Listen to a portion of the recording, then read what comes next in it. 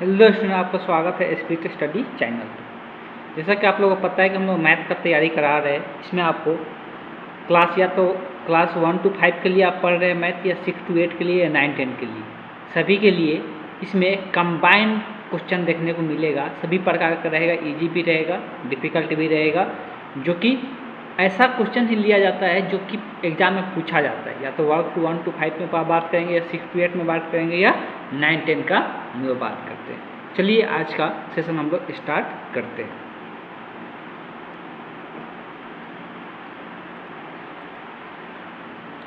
Question दिया हुआ है, वह एकल बट्टा ज्ञात कीजिए जो 20% और 10% के दो क्रमागत बट्टों का समतुल्य क्या होगा। देखिए, बट्टा का मतलब होता है डिस्काउंट, और डिस्काउंट का अगर सक्सेसिव निकालना रहता है, क्रमागत बट्टा निकालना रहता है, सक्सेसिव हम लोग बोलते हैं डिस्काउंट। अगर हम लोग ऐसा चीज़ पढ़ चुके हैं, जब भी परसेंटेज का सक्सेसिव निकालना रहता है तो उसके लिए फार्मूला दिया जाता है कि a + b + a × b बटे 100 कर देंगे तो 2% का सक्सेसिव केस निकल के आता है।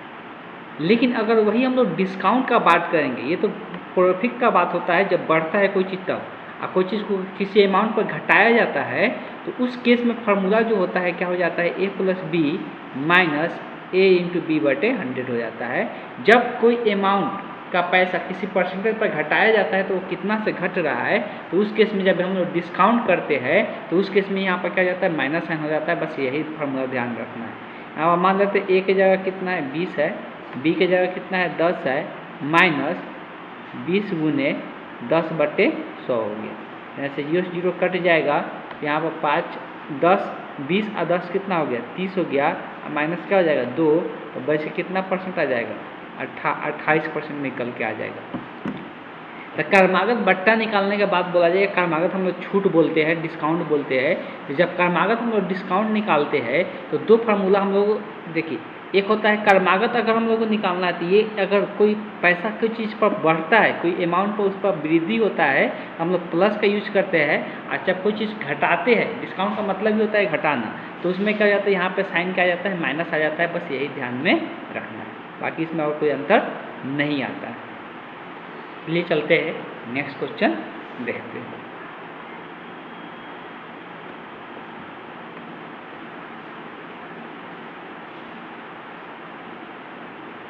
अब बात किया जाता है, अच्छा ये किसी को कन्फ्यूजन होगा कि ये ऐसा कैसे हो जाता है, तो ध्यान रखें, यहाँ पर कोई चीज़ का डिस्काउंट कर रहे, घटा रहे, मतलब हानि हम लोग ले रहे हैं, तो उस केस में a और b दोनों माइनस में हो जाता है। किस में हो जाता है, माइनस में। तो यहाँ पर भी माइनस है, यहाँ पर भी माइनस है, और यहाँ पर सब जगह क्या हो जाता है, माइनस है। यहाँ पर माइनस माइनस प्लस साइन हो जाता है। तो कैलकुलेट करेंगे तो बेसिकली वही माइनस में 28 आ जाएगा, लेकिन हम लोग माइनस साइन के साथ नहीं लेते हैं, इसलिए प्लस में लिखा जाता है। और क्वेश्चन आएगा तो इस पर हम लोग और डिस्कस करेंगे, जहाँ पर आपको पता चल जाएगा। फिलहाल ये ध्यान में रखना है जो बताया गया। एक निश्चित प्रयोग में जीवाणुओं की संख्या 2.5% प्रति घंटा की दर से क्या हो रही है, बढ़ रही है। प्रारंभ में यह कितना था, ये 5,12,000 था। शुरुआत में ये कितना था, 5,12,000 था, और ये प्रति घंटा कितना से बढ़ रही है, ये यहाँ पर वृद्धि हो रहा है, घट नहीं रहा है। अब देखिए, 1 घंटा में 2.5% बढ़ रहा है, 2 घंटा में अगर ये यहाँ पे जब भी जीवाणुओं की संख्या का बात करेगा, किसी की संख्या में वृद्धि हो रहा है प्रति घंटा या कमी हो रहा है, तो उसको हम लोग हमेशा कंपाउंड को लेकर चलते हैं, मतलब सक्सेसिव इंक्रीमेंट होता है। सक्सेसिव इंक्रीमेंट होता है, उस बात को ध्यान रखना है। तो 1 घंटा में 2.5, 2 घंटा के लिए निकालना है, मतलब इसमें a का मान हो जाएगा 2.5 और b का भी मान कितना हो जाएगा 2.5। 2 घंटा के लिए 2 बार इसको लिखना पड़ेगा, ठीक। तो हम लोग वही फार्मूला यूज करेंगे, वृद्धि हो रहा है तो a + b + a × b बटे कितना हो जाएगा 100 हो जाएगा। अब ये यूज कर सकते हैं, कोई भी तरीका अपनाइए, इसमें टाइम टेकन है, टाइम टेकन लगेगा ही लगेगा। देखिए, एक और तरीका है, शुरुआती अवस्था में इतना है तो हम लोग बोल सकते हैं, इसको ऐसे भी लिख सकते हैं, इतना का वृद्धि हो रहा है 2.5% पहला घंटा में।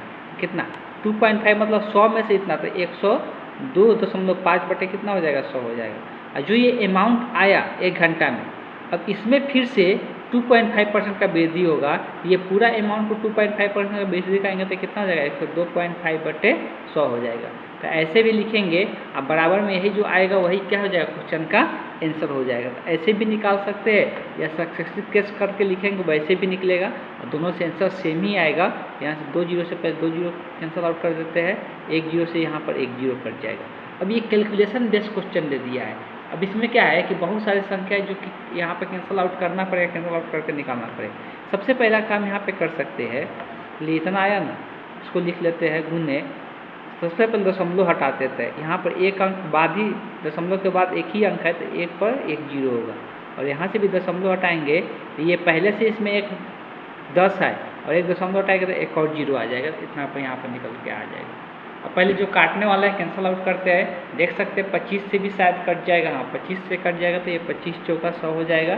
25 से इसको काटेंगे तो 25 चौका 100, 2 बचेगा तो 25 से कम 41 बार में ये कट जाएगा। और ये 5 से कटेगा 2 मरतबे, और ये 5 से काटेंगे तो 5 दूना के 10, यहाँ पर 2 उतारेंगे तो कटेंगे तो 0 बैठेगा, 5 5 25 205 आ जाएगा। अब यहाँ पे क्या होगा, 2 से पहले इसको काट देते हैं, या डायरेक्ट 8 से भी काट सकते हैं। 2 से काटेंगे तो 512 है, ये 256 आ जाएगा। अब इसको 4 से काटेंगे तो 4 से कितना बार में कटेगा, 4 8 6 का 24, 1 4 का 16, 64 हो गया। तो बच्चा मेरे पास कितना, 64 गुने 205 गुने 41। अब इसी को क्या कर देना है, गुना करना। आप जितना फास्ट कैलकुलेशन कर सकते हैं उतना जल्दी आंसर अब निकलेगा। यहाँ पर गुना कितना फास्ट आप करते हैं उस पर डिपेंड करेगा। तो ये गुना आप कीजिएगा तो ये गुना करके आ जाएगा 5,37,920 हो जाएगा। 5,37,920 निकल के आएगा। तो आप ऐसे निकाल ले, इसमें सक्सेसिव केस भी लगा सकते हो, वहाँ से भी निकलेगा, लेकिन थोड़ा हमको लग रहा है और ज़्यादा लेंदी हो जाएगा, इसलिए दशमलव में ये बहुत दशमलव में ही पहले दर्ज दे दिया है, और रेट अगर दशमलव में दे दिया है तो यहाँ पे ये यूज करेंगे तो ज़्यादा डिफिकल्ट हो जाएगा गुणना हो, इसलिए ऐसा यूज कर ले, सही है। इस तरह से कौन सा ऑप्शन सही हो जाएगा, option A is the correct option है इस क्वेश्चन का। चलिए चलते हैं नेक्स्ट क्वेश्चन देखते हैं। अब यहाँ पे देखा जाए तो एक मशीन का मूल्य प्रति वर्ष 20% की दर से क्या हो रहा है, कमी हो रहा है। हास मतलब क्या, घटना। और इसे 2 वर्षों पूर्व खरीदा गया था, 2 वर्ष पहले इसको खरीदा गया था, तो इसकी वर्तमान कीमत अगर मतलब 2 साल पहले खरीदा गया था तो अभी अगर 2 साल बाद ये इतना हो गया है, तो 2 साल पहले जब खरीदा गया था वो कितना में खरीदा गया था वो पूछा है, ठीक। तो यहाँ पर भी सक्सेसिव लगा सकते हैं, लेकिन यहाँ पर क्या हो रहा है, कमी हो रहा है। और कमी होता है तो अभी बताए क्या फॉर्मूला लगाना है, कमी होता है तो a + b - a/b, तो ऐसे लिख ले। अब देखा जाए, अब जो कीमत है जिस पर कमी हो रहा है वो कीमत नहीं दिया हुआ है, कम होकर कितना हो गया 2 सालों में वो दिया हुआ है। मान लेते हैं कि अगर x पर कमी हो रहा है, x अमाउंट पर कमी होगा, तो पहला साल अगर जो कम होगा 20% का, तो 100 में 20 का कमी हो जाएगा तो 80 कितना हो जाएगा, 100 हो जाएगा, गुने फिर इतना जो आया इस पर फिर से 20% कमी होगा, इस पर 20% कमी हो जाएगा तो क्या हो जाएगा, 80/100 हो जाएगा। अब बराबर में कम हो गया, कितना रुपये हो गया, ये 40,000 के बराबर हो गया। बस यहीं से x का मान सॉल्व कर लेना, तो या तो ऐसे करे या ये परसेंटेज वाला निकाल दे, टोटल कितना % हो जा रहा है, और उसमें 1 से गुना कर दे तो उससे भी आंसर आ जाएगा। तो जैसा इच्छा है वैसा कर सकते थे। पहले चलते हैं इसी को देख लेते हैं, तो पहले 0 से 0 यहाँ कैंसल आउट कर दे। अब आ जाते हैं, सबको पता है कि हम लोग ऊपर से ऊपर काट सकते हैं। यहाँ पे तो 8 से कटेगा, 8/40 होगा, ये 5,000 बचेगा।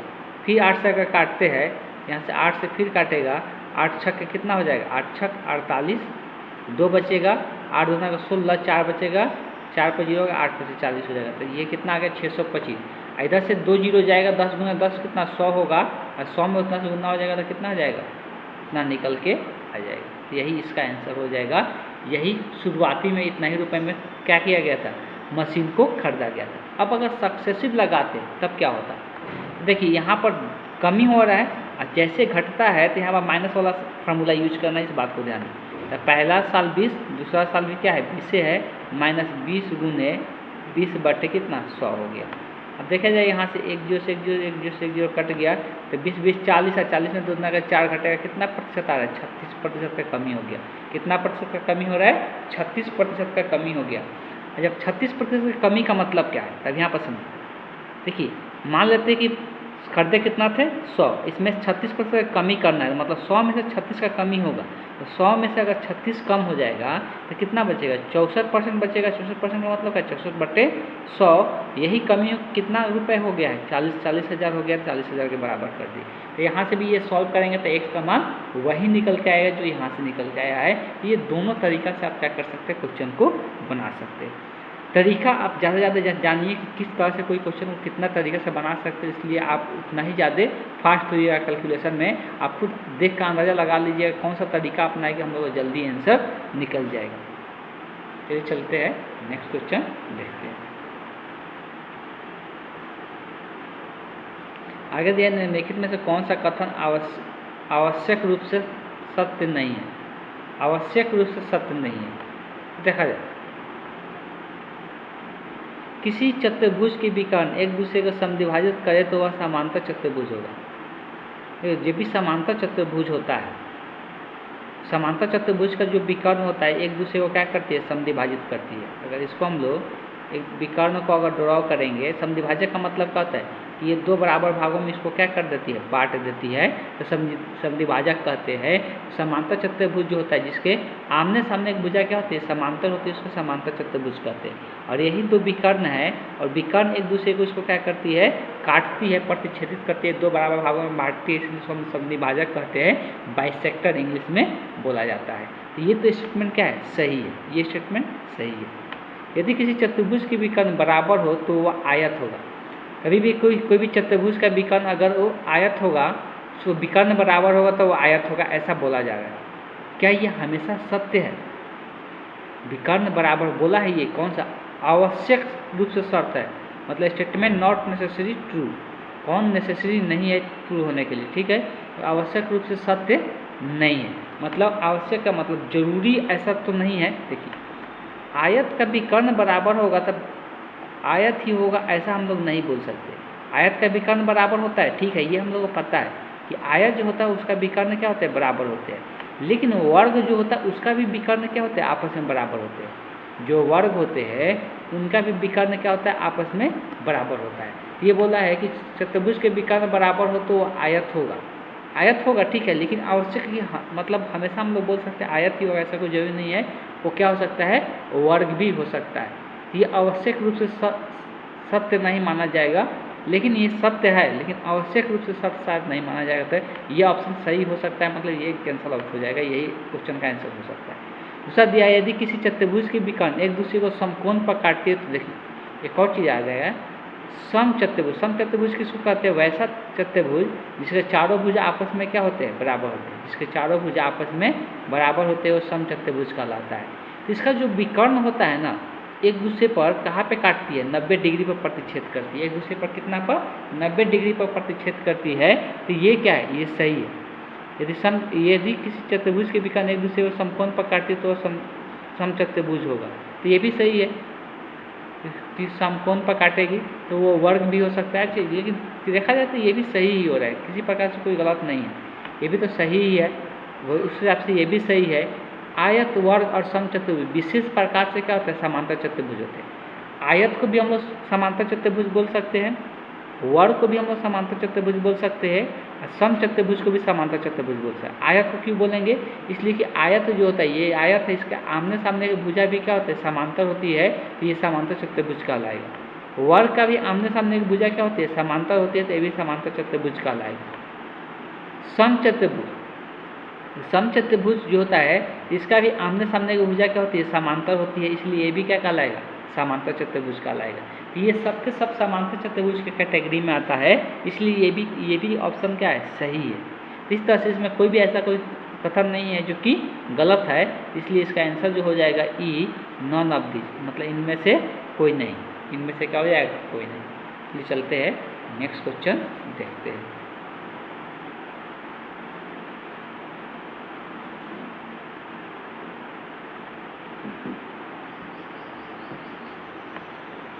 अब दिया है ABC एक समलंब है जिसमें AB समांतर है CD के, और AB का लंबाई ज़्यादा है और CD का कम।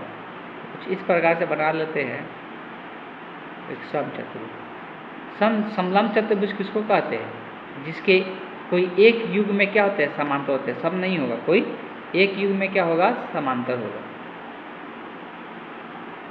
तो यही क्या है, ये सम चतुर्भुज है। ये 12 है तो ए बी नीचे दिखा देते, ए बी सी डी हो गया। ठीक है, अब आते हैं, बात किया जा रहा है कि इसमें कि जो ए बी है कितना है, 78 है, और सब सेंटीमीटर में है। सी डी जो है 52 है, और ए डी भी दिया हुआ है कितना है, 28 है, और बी सी जो दिया हुआ कितना है, 30 है। इसका क्षेत्रफल निकालने के लिए बोला गया है। अगर हम क्षेत्रफल का बात करते, एरिया का बात करते, 1/2 गुने समांतर भुजाओं का योग, समांतर भुजाओं मतलब ए प्लस बी, यहाँ पर समांतर भुजाओं का योग इंटू ऊंचाई होता है। ऊंचाई मतलब दोनों समांतर भुजाओं के बीच की दूरी होता है सबसे जो न्यूनतम, तो मतलब ऊंचाई मतलब इस पर जो लंब डालेंगे यही ऊंचाई होगा, तो हमको ये एच चाहिए। ठीक है, अब हमको ये एच निकालने के लिए यहाँ पे कभी कभी ये आसान हो जाता है निकालना, कभी कभी बहुत डिफ़िकल्ट हो जाता है, और यहाँ पे ये डिफ़िकल्ट होने वाला है। इसलिए हम लोग पहले से क्या करते हैं, इसका ये ऊंचाई निकलेगा तभी जाकर क्षेत्रफल निकल पाएगा। तो इसके समांतर ये जो ये समांतर ये लाइन दिख रहा है, इसके समांतर एक लाइन यहाँ पे ड्रॉ कर दो, थोड़ा ध्यान समझिए।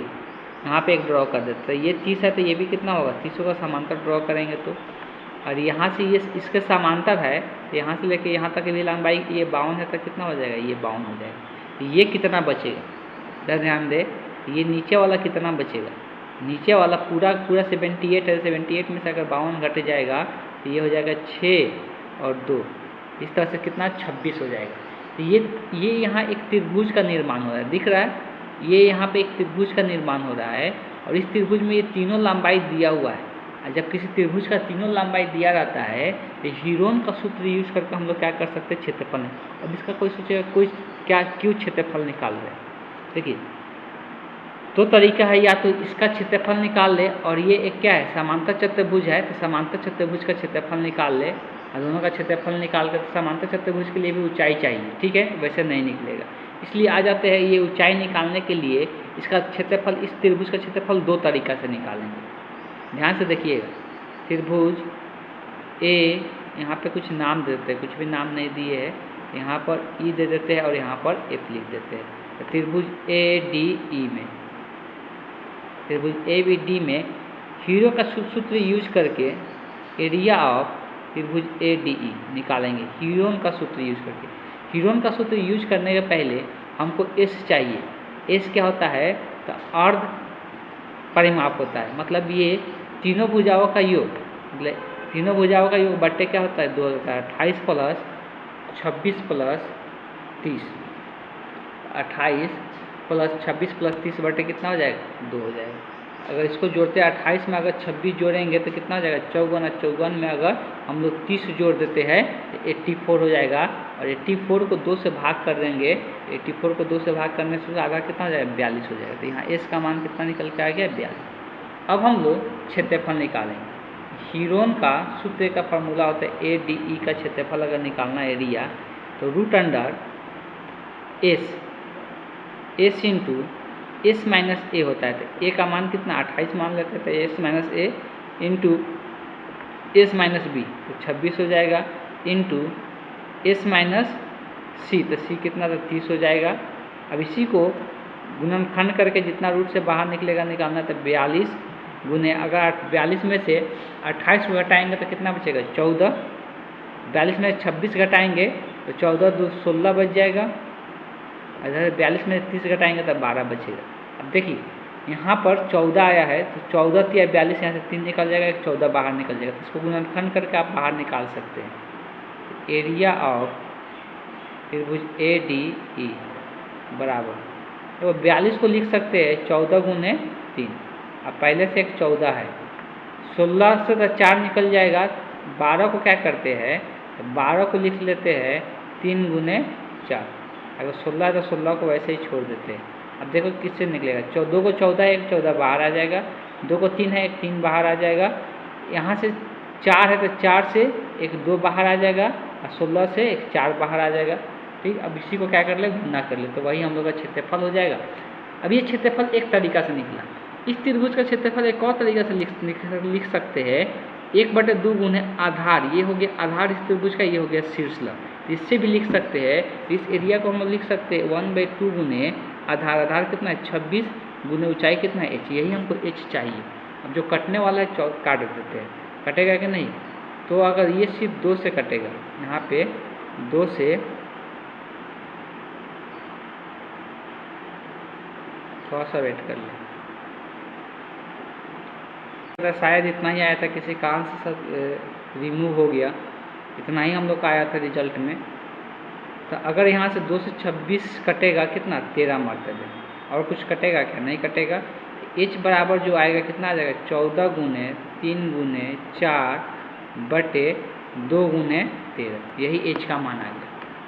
थोड़ा देर पहले लिखे थे अगर पूरा समलंब का क्षेत्रफल निकालना है तो 1/2 गुने दोनों भुजाओं का योग, समांतर भुजा, समांतर भुजा यही दोनों था, जिसे एक बार लिख देते हैं 78 + 52 गुने ऊंचाई, तो ऊंचाई कितना है? तो ऊंचाई को यहाँ पर लिख देते 14 गुने 3 गुने 4 बटे 2 गुने 13, यही आया है। कुछ गलत लिखे, 2 इधर भाग में है तो ये ऊपर गुना में जाएगा, गुना गलत लिख रहे थे, यहाँ पे ये गुना में जाएगा, ठीक, तो यही आया था। अब यहाँ पे सही कर लेते हैं, गुने 2 ऊपर होगा। अब यहाँ से 1/2 ये जोड़ का कितना आ जाएगा 10, 8 10 के जो हाथ में 1, 8 7 12 1 13, ये इतना आ जाएगा गुने 14 गुने 3 गुने 4 गुने 2 गुने 13। अब यहाँ पर साफ साफ दिख रहा है, ये 13 से 10 मरतबे कट जाएगा, ये 2 से 2 कट गया, तो हो गया 14 या 42।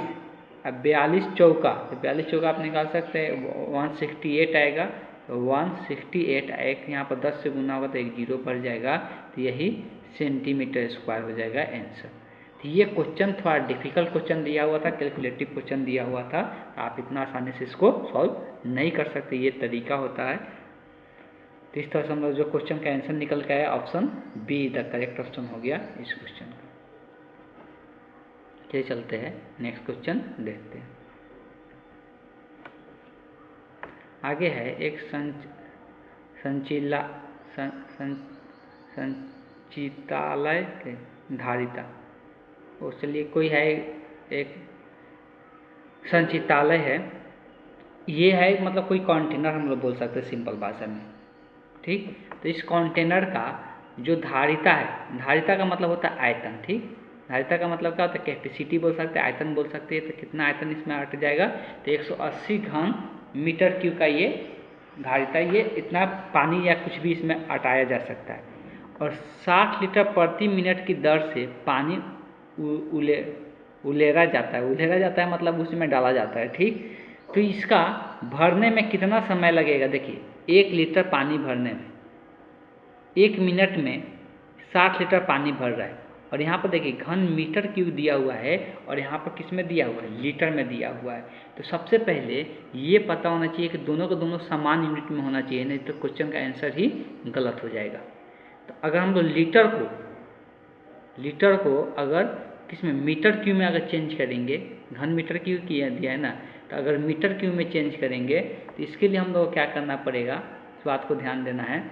तो 1000 से हम लोग को भाग करना पड़ जाएगा, ठीक है। 1000 से कितना भाग करना पड़ जाएगा, चेक कर ले। तो इसको हमको भाग करना पड़ेगा तभी जाकर बता पाएंगे। अच्छा, जो बताना है वो घंटा में बताना है।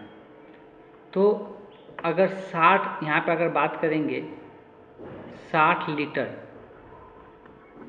लीटर दिया हुआ है, 60 लीटर को अगर किसमें सेंटीमीटर क्यूब में कन्वर्ट करना है तो 1000 से क्या करना पड़ेगा, सॉरी मीटर क्यूब में कन्वर्ट करना है तो 1000 से भाग करना पड़ेगा। तो इस तरह से ये कितना आ जाएगा, तो इतना मीटर क्यूब पर मिनट, कितना पर मिनट, मतलब 1 मिनट में इतना भर सकता है। तो पूरा कितना भरना है? 108 घन मीटर क्यूब भरना है। तो अगर इतना भरना है इसमें हम लोग कितना, तो बोल सकते, चूँकि इसलिए बना सकते हैं चूँकि 60/100 मीटर क्यूब बराबर 1 मिनट लग रहा है, इसलिए 1 पर निकालते हैं तो क्या हो जाता है, ये भाग में आ जाता है, 6/100 हो जाएगा। उलट के भी लिख सकते हैं, इतना मिनट लगेगा 1 लीटर भरने में। हमको कितना लीटर भरना है? तो 100 कितना मीटर क्यूब भरना है? तो 108 मीटर क्यूब भरना है। इसको पहले पलट के लिख दें 6/6, और इसको यहाँ पे क्या आता है, गुना में आता है, चूँकि इसलिए आप लोग खुद पढ़े हुए हैं। अब यहाँ पे कटेगा 6 से, ये कितना मरतबे, तो 6 दूना के 6 एकम 1 4 एक बार में जाएगा, 4 बचेगा, 8 छक 48 तो 18 आ गया। ये 1800 मिनट लगेगा। आंसर किस में बोला है? घंटा में बोला है। तो अगर मिनट में यहाँ पे निकाल तो घंटा में चेंज करना पड़ेगा, तो उसके लिए क्या करना पड़ेगा? मिनट को आवर में चेंज करने के लिए 60 से भाग करना पड़ेगा। 0 से 0 कट जाएगा और 6 से यहाँ पर कटेगा 36 18, तो कितना घंटा निकल कर? 30 घंटा 30 आवर आंसर निकल के आ रहा है। यहाँ पे आंसर जो करेक्ट ऑप्शन होगा ऑप्शन ए इधर करेक्ट ऑप्शन हो जाएगा। सबसे पहले यहाँ पे क्या था कि हमको यहाँ पर मीटर क्यूब में दिया हुआ था आयतन, और यहाँ पे जो दिया हुआ था 60 लीटर प्रति मिनट में दे दिया था कि 60 लीटर, और लीटर को हमको अब से कि किस में? मीटर क्यूब में चेंज करना पड़ेगा, तभी जाके इससे तुलना कर सकते हैं। सभी यूनिट समान होना चाहिए जब एक क्वेश्चन हम लोग बनाते हैं तब। तो 60 लीटर को मीटर क्यूब में चेंज करने के लिए 1000 से भाग करना पड़ा, तो 1000 से भाग कर दिया तो पता चल गया कि 6/1000 मीटर क्यूब बराबर 1 मिनट लग रहा है इतना भरने में। हमको भरना कितना? इतना भरना है, तो चूंकि इसलिए बना सकते इसलिए करना पड़े, इधर क्या जाते हैं? गुना में चला जाता है। ये आप लोग जरूर पढ़ेंगे। चलिए चलते हैं नेक्स्ट क्वेश्चन देखते हैं। यदि किसी घनाभ के प्रत्येक भुजा दुगनी कर दी जाए तो इसकी सतह का क्षेत्रफल क्या होगा? बोला जा रहा है कि घनाभ का प्रत्येक भुजा अगर दुगनी किया जाए तो उसके सतह का क्षेत्रफल कितना गुना होगा बताना। घनाभ हो या घन हो, क्षेत्रफल का मात्रक हमेशा जानते हैं। अगर मीटर में है तो उसका क्या होता है? स्क्वायर हो जाता है, मीटर की हो जाता है। तो जितना गुना बोलेगा किसी का भी क्षेत्रफल में, जितना गुना बोलेगा उसका त्रिज्या कोई भी भुजा वगैरह बढ़े, जितना गुना से बढ़ेगा उसका क्षेत्रफल में हमेशा क्या होता है? उतना का पावर हो जाएगा। कहने का मतलब ये है कि हमको पता है घनाभ का भुजा लेते हैं तो किस में लेंगे? मीटर में लेंगे, और क्षेत्रफल लेंगे तो किस में लेंगे? मीटर स्क्वायर में लेंगे। क्षेत्रफल लेंगे तो मीटर स्क्वायर में लेंगे। तो जब मीटर स्क्वायर में लेंगे तो मतलब जो भुजा में जितना का वृद्धि हो रहा है उतना ही क्या हो जाएगा? मीटर में भी वृद्धि हो जाएगा। अगर हम यहाँ पर मीटर में है इसको मीटर स्क्वायर में चेंज करेंगे तो इसका स्क्वायर हो जाता है। तो भुजा में अगर दुगना कर रहे हैं तो उसका स्क्वायर करेंगे तो कितना गुना हो जाएगा? 4 गुना हो जाएगा। तो इस क्वेश्चन का आंसर क्या हो जाएगा? ऑप्शन बी हो जाएगा। इसके लिए बनाने की जरूरत नहीं है। अगर कॉन्सेप्ट समझना है तो यहाँ से भी समझ सकते हैं। तो हमको पता है घनाभ का जो क्षेत्रफल होता है, क्षेत्रफल का क्या होता है? 2 × LB + BH + LH। देखो सबको दुगना करना है, इसको दुगना करेंगे तो 2L हो जाएगा, 2B हो जाएगा, 2B हो जाएगा, 2H हो जाएगा, 2L हो जाएगा, 2H हो जाएगा। अब देखो सब में से 4 कॉमन हो रहा है, 4 कॉमन, दुगना का 4 दुगना का 4 दुगना का 4 कॉमन कर लो तो फिर से वही फार्मूला है 2L + LB बचेगा यहाँ पे। अब फिर यहाँ पर BH बचेगा और फिर यहाँ पे LH बचेगा। सिंपल वही आ जाता है। और यही पहले का क्षेत्रफल था तो पहले से कितना हो जाता है? 4 गुना हो जाता है। तो इसके लिए इतना बनाने की भी जरूरत नहीं है, बस सिंपल ध्यान में रखना। आयतन बोलेगा तो उसका पावर कितना कर देना है? अगर भुजा है, अगर यहाँ पर आयतन बोलता तो उसका पावर 3 कर देता। तो आयतन में वृद्धि कितने हो जाता?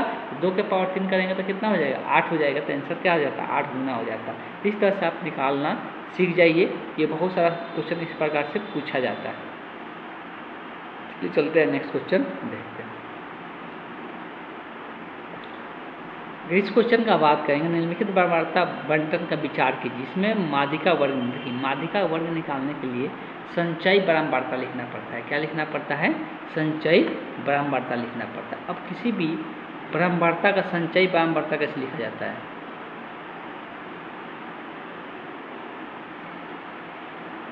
संचयी बारंबारता,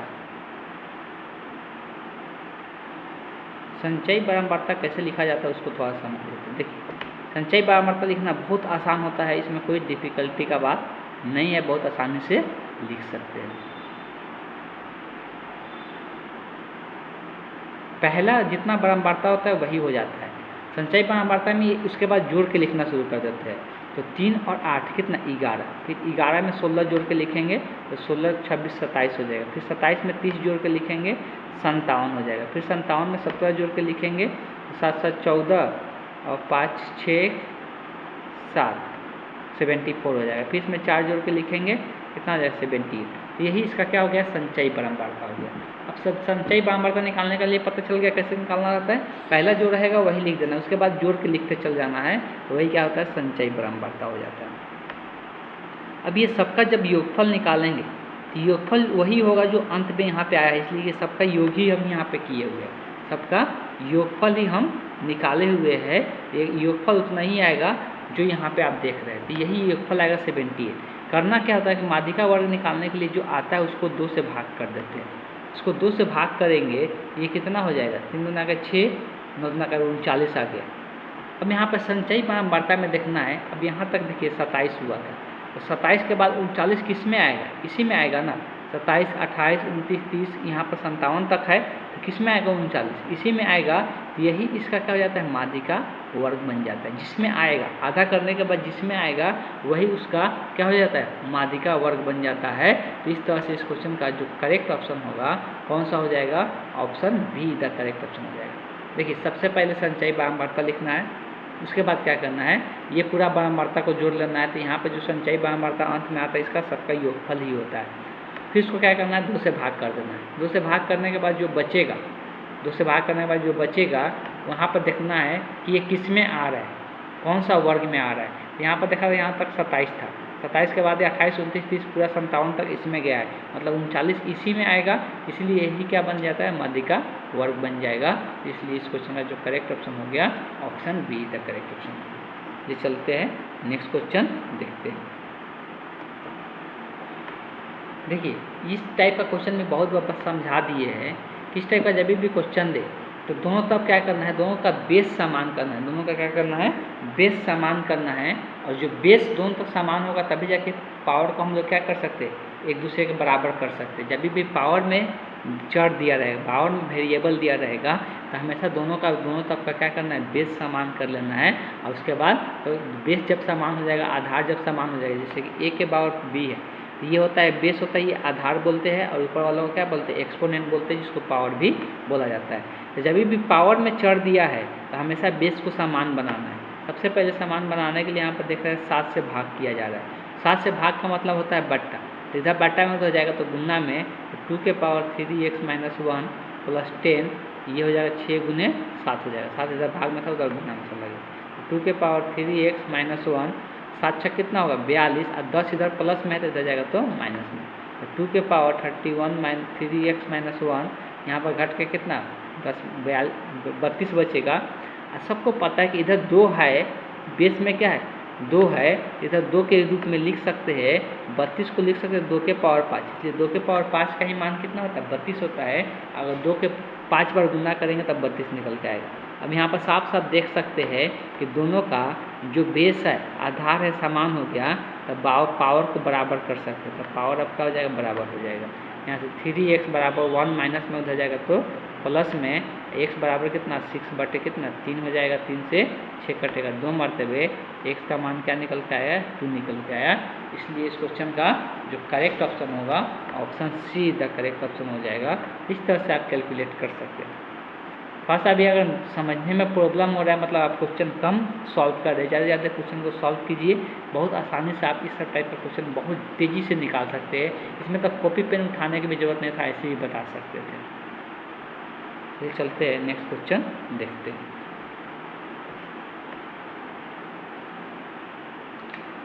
अगला क्वेश्चन दिया हुआ है कि एक स्टीमर धारा की दिशा में चलकर 2 बंदरगाहों के बीच की दूरी 4 घंटे में तय करती है, जबकि धारा के विपरीत दिशा में चलकर वही दूरी 5 घंटे में तय की जाती है।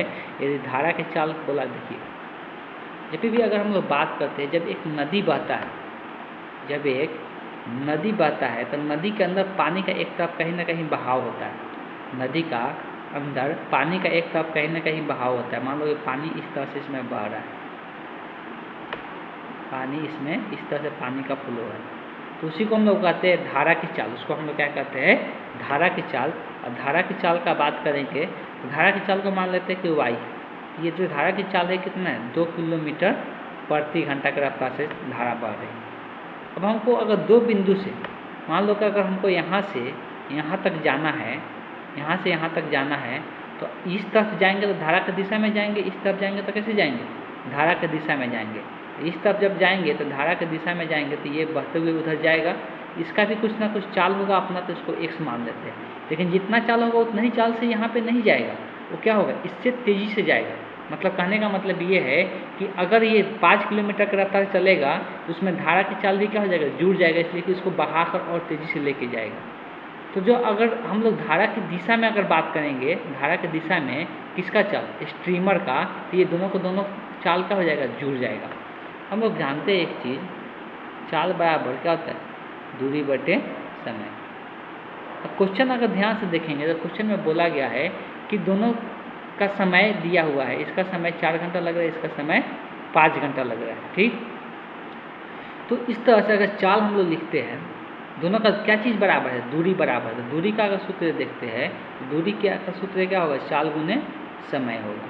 चाल गुने क्या हो जाएगा, तो पहला का जो दूरी, पहला जो दूरी तय कर रहा है तो पहले किसके दिशा में, चाल का, चाल कितना है तो x प्लस वाई होगा। x प्लस क्या होगा, अगर धारा का दिशा में जाएगा तो x प्लस वाई, समय कितना लग रहा है 4 घंटा। वही जब इधर से इधर आएगा, जब उधर से इधर आएगा, धारा की विपरीत दिशा में चलेगा, और धारा की विपरीत दिशा में हमेशा चाल क्या हो जाता है, घट जाती है। तो x में से क्या हो जाएगा, अब देखो x में से y में से क्यों नहीं घटा है, इसलिए कि जो स्ट्रीमर है उसका चाल अधिक रहेगा तभी तो गाड़ी आगे बढ़ेगा। अगर इसका चाल ही अगर कम हो जाएगा, अगर अपोजिट दिशा में चलेगा, मान लो कि इधर से इधर चल रहा है, अगर इसका चाल ज़्यादा नहीं रहेगा, अगर इस धारा की चाल से उसको धक्का देकर पीछे आगे ही लेकर चलेगा, इधर आ पाएगा, नहीं आ पाएगा। इसलिए क्या होता है कि अधिक कौन होता है, तो स्ट्रीमर का चाल होगा, इसलिए वाई में से क्या करते हैं, x को घटाते हैं। और इसमें अपोजिट दिशा में आने में कितना घंटा लग रहा है, 5 घंटे का, तक गुने का हो जाएगा, 5 हो जाएगा। इसमें y का मान दिया हुआ है, रख देते हैं, y का मान कितना है, 2 है, तो 2 गुने 4, इसमें x माइनस 2 गुने 5 गुना कर देते हैं, 4x प्लस 8 हो गया, इधर 5x माइनस 10 हो गया। हमको x का मान निकालना है, तो x वाला इधर 4x है, इधर से ये आएगा तो माइनस 5x हो जाएगा, और माइनस 10 इधर से ये प्लस 8 है, इधर जाएगा तो माइनस 8 हो जाएगा। तो यहाँ पर 4x में से 5x घटेगा तो माइनस x बचेगा, माइनस 8 माइनस 10 कितना, माइनस 18 हो जाएगा। ये माइनस से माइनस कट जाएगा, x बराबर कितना हो गया, 18। तो यहाँ से क्या निकल गया था, 18 किलोमीटर पर आवर की रफ्तार से ये क्या हो रहा है, चल रहा है स्टीमर। स्टीमर का जो चाल निकल के आया कितना आ गया, 18 किलोमीटर पर आवर। ये दो कॉन्सेप्ट थोड़ा ध्यान में रखना है।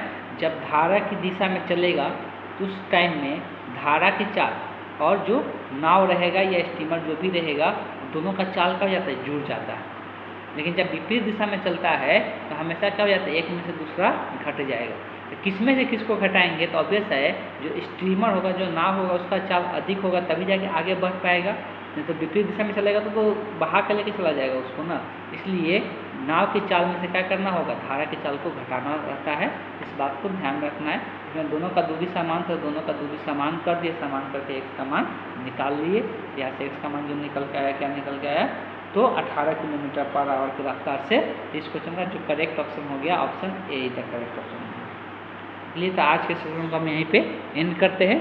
नेक्स्ट क्लास में हम लोग आगे क्वेश्चन डिस्कस करेंगे।